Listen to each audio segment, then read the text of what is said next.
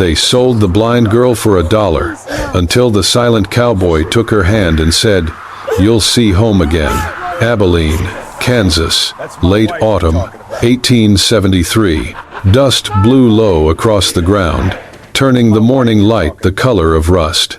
In the center of the town square, a makeshift auction stage had been thrown together from wagon planks and beer crates. Men crowded around it, ranch hands, drifters, trail drovers, faces roughened by wind and whiskey.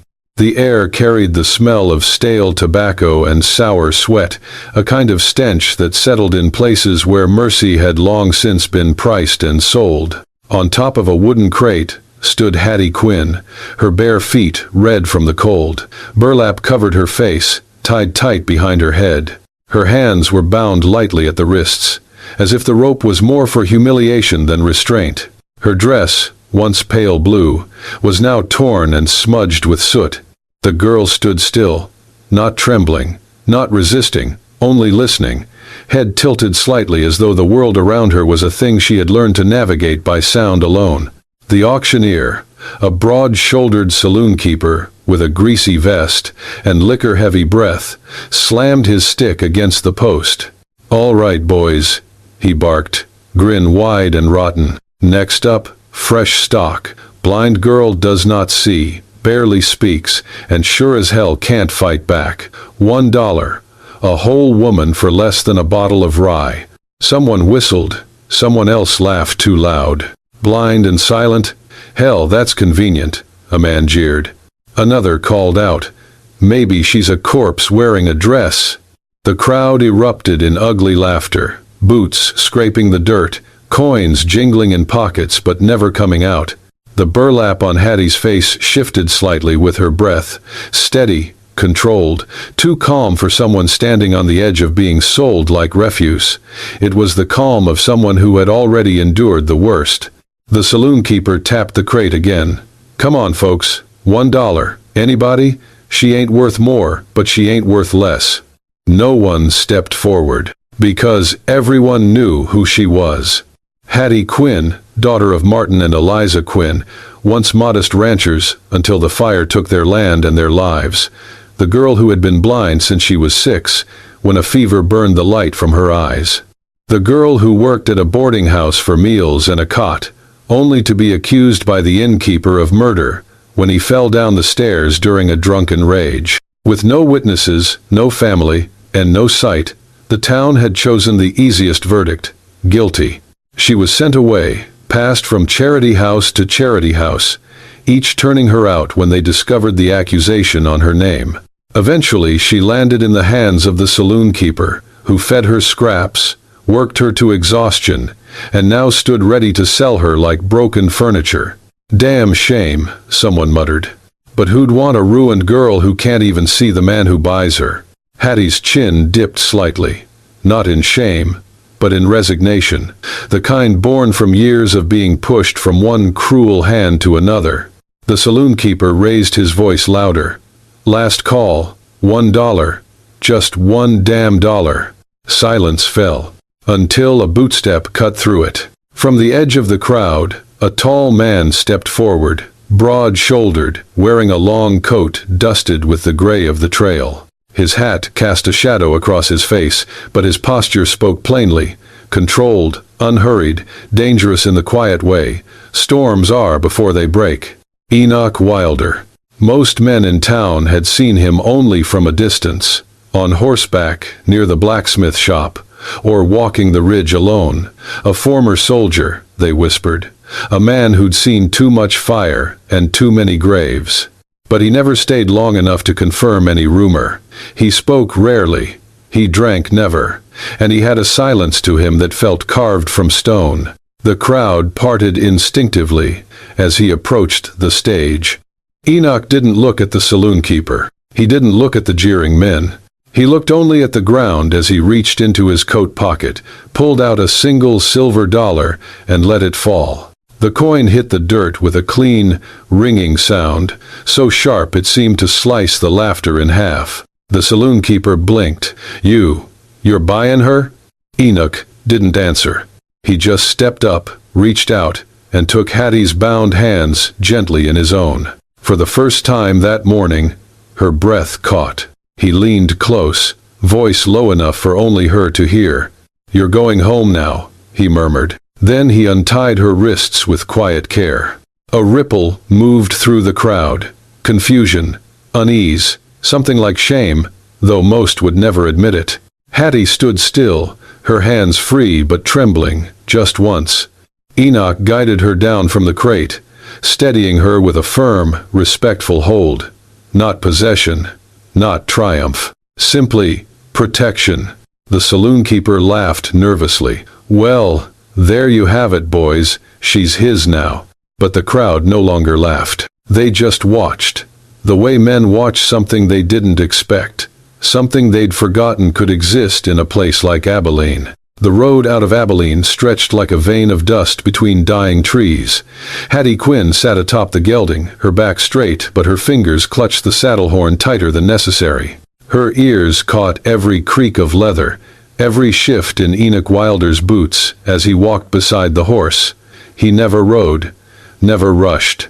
He just walked, silent, like a man with nowhere to be, and too many ghosts behind him. They had gone a mile before she broke the quiet. "Do I belong to you now?" she asked softly. Enoch didn't look up. "No, you belong to yourself." She turned her face toward the sound of his voice. "Then why did you pay for me?" He let a few heartbeats pass. "Because no one else should have had the chance." Silence again, but this one was warmer. By dusk, they reached a small cabin nestled under the ridge. Smoke curled from the chimney. The place didn't look like much, just a porch, a shed, and the shape of a well nearby, but the ground was swept and the windows clean. Everything about it said, "Someone lives here, like it matters." He led the horse to the porch and reached up. "Left foot down first," he murmured. "There's a step." She obeyed, and when her boots hit the boards, she felt the faint warmth of the fire drifting from inside. "There's a door," he added, pushing it open. Inside smelled of pine, ash, and something like stew. The hearth glowed softly. It wasn't fancy, but it was safe. He brought her a bowl, guided her hand to the rim.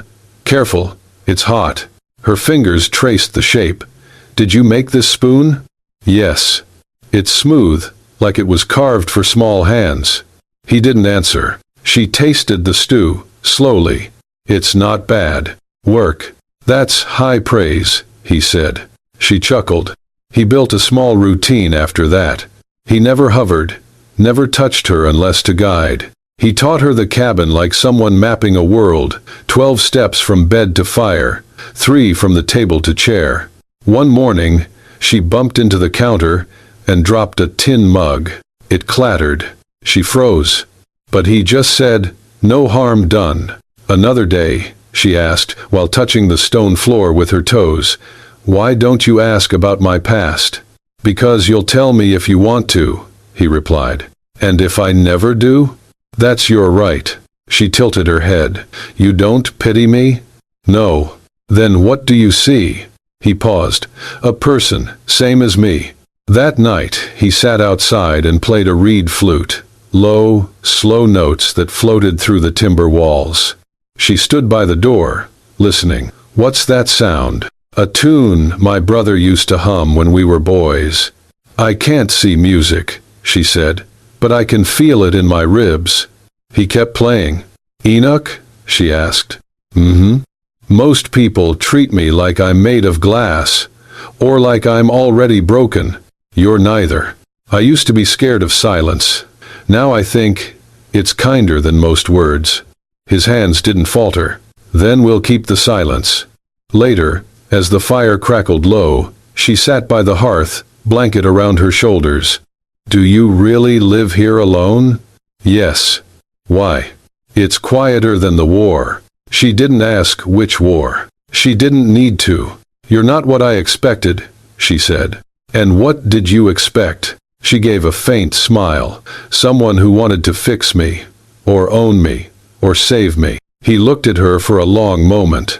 "I can't save you, Hattie," he said, "but I can walk beside you if you want." She turned her face toward him again, sightless, but steady. "I think I'd like that." It began with the sound of hooves. A single rider made his way up the ridge trail, broad-shouldered, older, the kind of man whose badge had worn deeper than his wrinkles. He introduced himself as Clay Duncan, retired lawman from Salina, asking for Enoch Wilder. They sat outside the cabin, on the porch steps, boots scraping against wood worn smooth by weather and time. Hattie stayed inside but left the door slightly ajar. She listened, not because she was nosy, but because truth had a sound, and she had spent her whole life learning how to hear it. "Wilder," Clay said, "you still playing ghost up in these hills?" "Wasn't looking to be found," Enoch replied. "Figured that. Word is, a certain bounty man's been poking around Abilene, sniffing out a girl who vanished after a $1 sale." Enoch said nothing. Clay exhaled. "You always were too soft for that badge. That's why they clipped you, right? Refused to arrest that Apache boy when the rancher's son started the fight." Enoch looked him square in the eye. "I didn't come here to relive it." Clay nodded. "Just figured you'd want to know what's creeping your way." When the rider left, Hattie stepped out quietly. "Is it true?" she asked. Enoch didn't pretend he hadn't known she was listening. "Most of it. I used to think no one ever chose to do the right thing when it cost too much," she said. "Guess I was wrong." She sat on the porch rail, hands folded in her lap. "I lost my sight when I was 6, she said suddenly. "Scarlet fever. My mother said I had angel eyes, shining too bright for this world. I think she just didn't want me to feel broken." Enoch waited. "My parents owned a small patch of land, too close to the tracks the railroad wanted. One night, someone set fire to our barn. My parents tried to fight it. They died saving horses no one wanted." Her voice wavered, but she kept going. "After that, no one would hire me. I ended up scrubbing floors at the boarding house. Mr. Tate, the owner, he said I owed him more than work. When I fought back, he fell. Broke his neck on the stair rail. I didn't push him, but no one believed me." Enoch's jaw tensed. "There was no trial, just whispers. People said I was cursed, dangerous. I got passed around between missions, charities, until that bar owner bought me for the cost of a bottle." She turned toward Enoch. "I'm not telling you this for pity. I know. I'm telling you because you never asked, and that made me feel like a person again." He looked at her, long and quiet. "I don't believe you because of what you said," he told her. "I believe you because of how you've listened, to the land, to me, to silence." A breath passed between them, full of things neither needed to explain. For the first time, the past didn't echo like a sentence. It just sounded like the truth. Enoch didn't say anything the morning he handed Hattie the cane. He simply placed it in her hand, juniper wood, polished, smooth, with a crook handle and a rounded rubber tip that gave under pressure but never slipped. Her fingers closed around it instinctively. "What's this?" she asked. "Something I've been working on," he said. "It's yours." She traced its length, noticing the slight imperfections in the grain, the warmth still lingering from his hands. "It's beautiful. It's not meant to be. It's meant to help." He didn't hover as she stood from the cot. Instead, he stepped back and let her find her feet. "From here to the stove is 12 steps, he said. "You'll feel a soft creak in the third plank. That's your mark." With slow, cautious movements, Hattie took her first steps. The cane tapped lightly, the rubber tip making small, muffled sounds against the wood floor. She stumbled once, when her foot caught the edge of a woven rug. Enoch didn't rush to catch her. He let her sway, regain her balance. "Go on," he said. And she did. By the end of the week, she could find her way from bed to basin, from table to window. She learned the pitch of boiling water, the weight of a ladle filled halfway. Enoch showed her how to feel the warmth of the kettle rising, how to tell the difference between pine smoke and roasting beans. Outside, The world opened wider but moved trickier. The porch had 3 steps, uneven from years of sagging. She spent a full morning learning to feel each one with the cane before trusting her foot. Enoch stood nearby, arms crossed. "You're watching me," she accused, breathless. "Making sure the ground doesn't lie to you," he said. They laughed together, for the first time. Later that week, Enoch led her to the edge of the garden. "Lavenders to your left, thyme to your right. Don't touch the nettles." She crouched and inhaled. The sharp, calming scent of lavender hit her nose. "I can smell it before I touch it," she said. "That's the point." The next morning, Hattie rose before dawn. Alone, she found her way to the porch, down the steps, and into the garden where the dew still clung to leaves. Her cane tapped the dirt softly. Enoch saw her from the window and didn't interfere. She stopped in the middle of the garden, head tilted toward the soft wind. "I've never stood outside alone," she said when he joined her. "Not once. Not without someone yanking me by the arm, or shouting at me to move." He looked at her, the sun catching in the wisps of hair loose around her temples. "No one's yanking you now," she smiled. "No, now I choose." He didn't reply. He didn't need to. That night, after stew and soft bread, she sat by the fire with the cane resting across her knees. "You didn't ask me to tell you anything about my past," she said quietly. "No, but you made me a tool to walk toward the future." Enoch turned the spoon in his hand. "It's not a gift. What is it then?" "A key." She sat with that thought, letting it settle.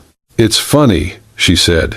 "I can't see, but I finally feel like I'm not stumbling anymore. You're not. I feel like I've been walking in someone else's shoes, and now, for the first time, they actually fit."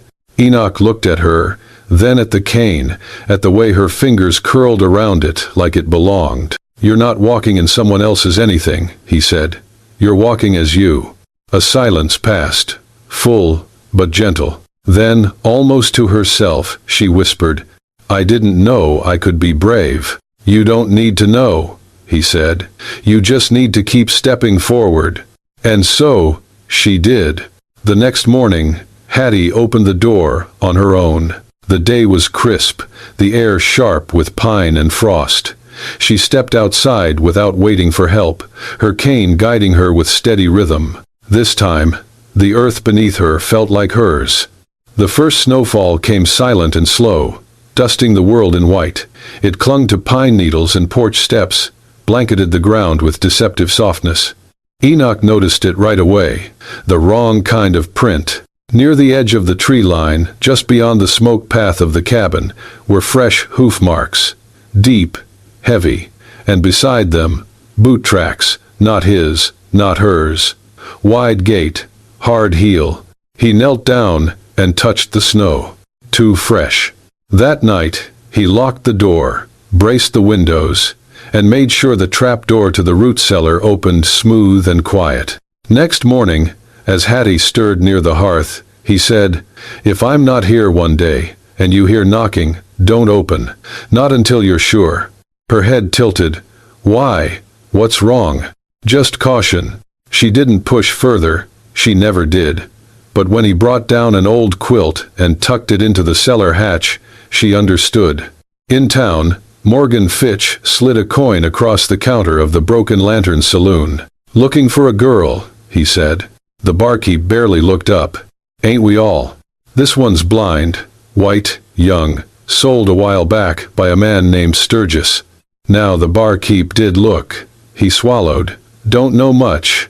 Morgan pulled out a yellowed sheet of paper, fake legal claim of ownership, stamped with a forged seal. "According to this, she's mine, and there's $50 for anyone who helps me find her."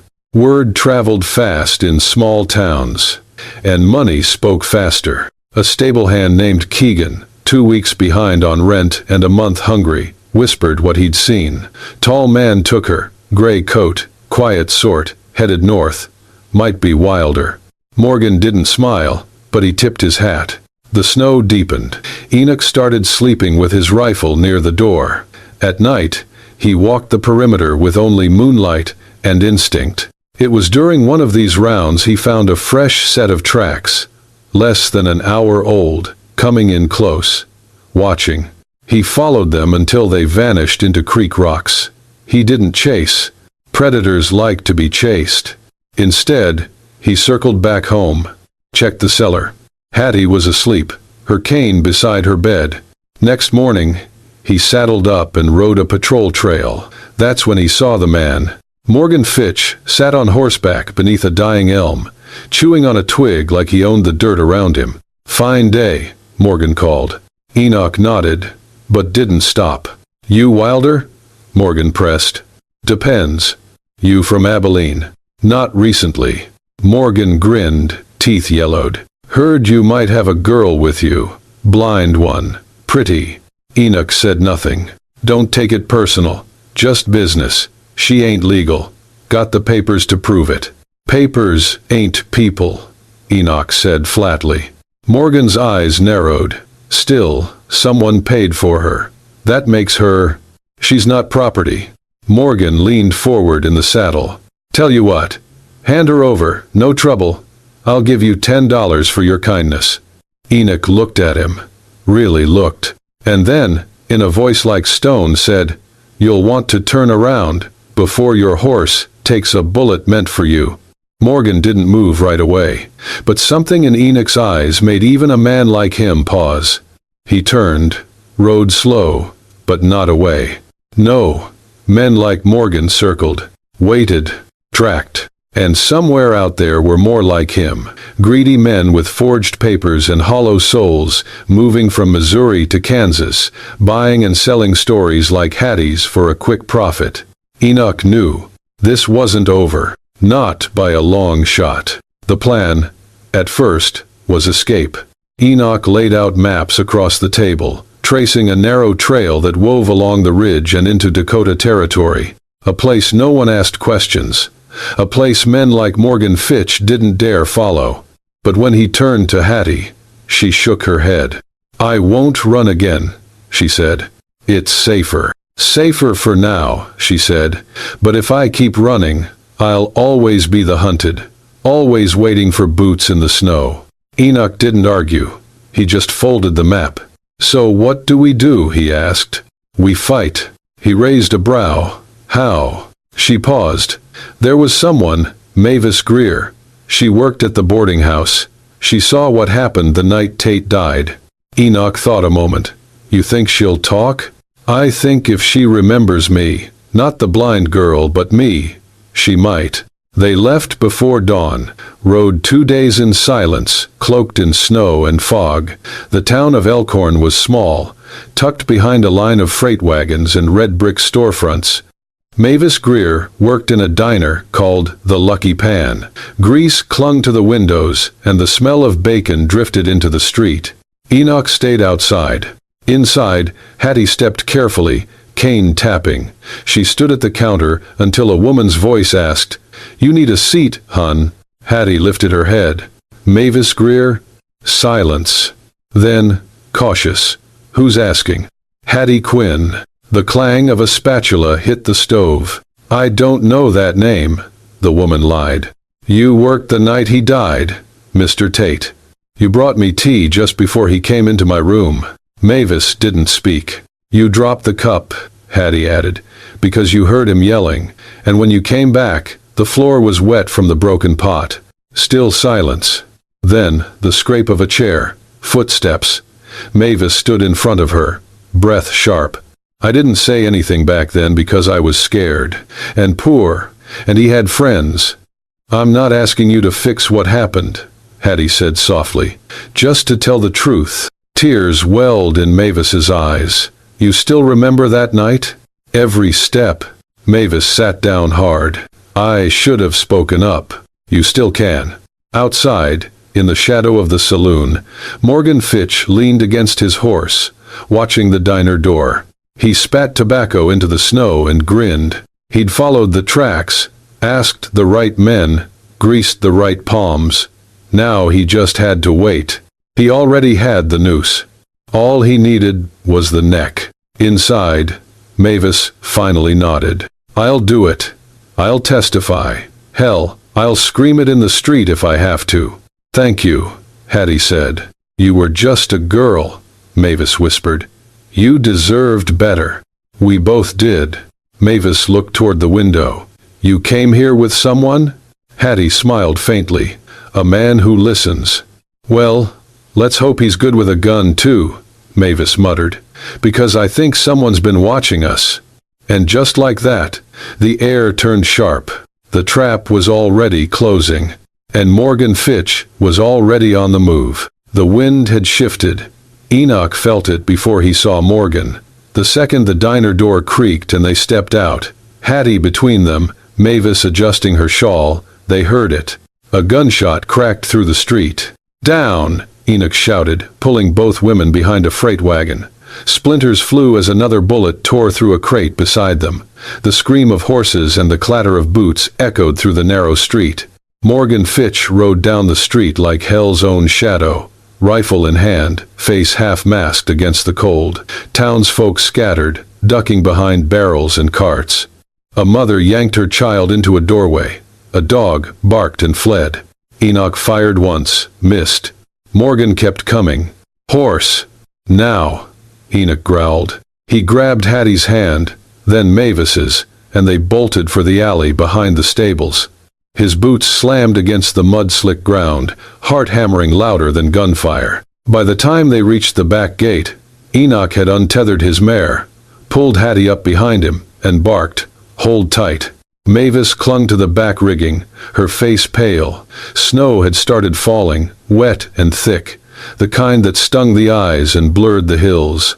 They rode hard through the trees, hooves slicing through mud and frozen leaves. Branches clawed at them. Morgan followed, relentless. Another shot rang out, clipping a branch above Enoch's shoulder. Hattie whispered, "He's close." "I know." The mountain pass narrowed. Enoch turned sharply toward a ridge trail only locals knew, an old fur trapper's path half swallowed by brush. The horse stumbled but regained its stride. Morgan's horse shrieked behind them, skidding on wet stone. They gained distance. Night fell heavy. Wind howled through the pines.